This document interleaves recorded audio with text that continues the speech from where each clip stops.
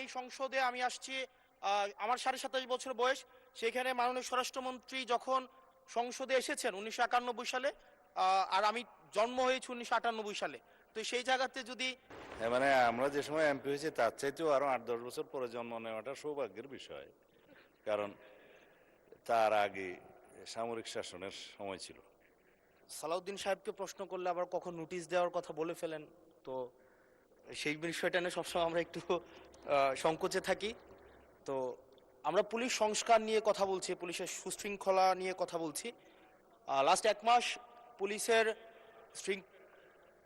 পুলিশের শৃঙ্খলা নিয়ে যখন আমরা স্বরাষ্ট্রমন্ত্রী মহোদয়, তো মাননীয় স্পিকার, মাননীয় সদস্য জি আসলে বলতে দেন। মাননীয় সদস্য লেট মি হ্যান্ডেল। মাননীয় সদস্য, আমাদের পার্লামেন্টারি প্রসিডিউরে আমরা যাই। মাননীয় স্পিকার, আমরা যখন পুলিশ সংস্কার নিয়ে কথা বলছি, মাননীয় স্পিকার, মাননীয় সদস্য আপনি দয়া করে বসুন।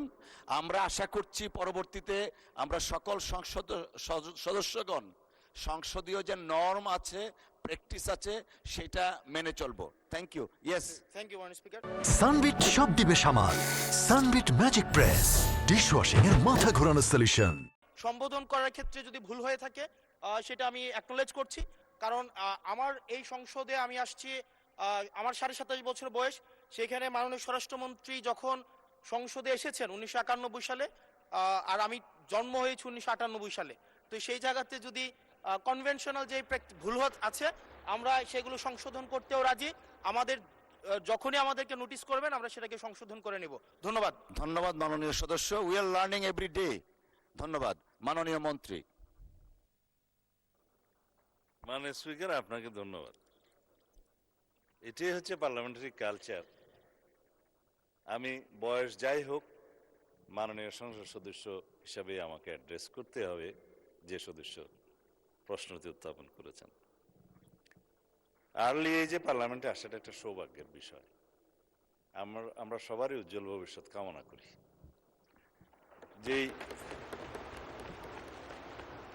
মানে আমরা যে সময় এমপি হয়েছি তার চাইতেও আরো 8-10 বছর পরে জন্ম নেওয়াটা সৌভাগ্যের বিষয়, কারণ তার আগে সামরিক শাসনের সময় ছিল।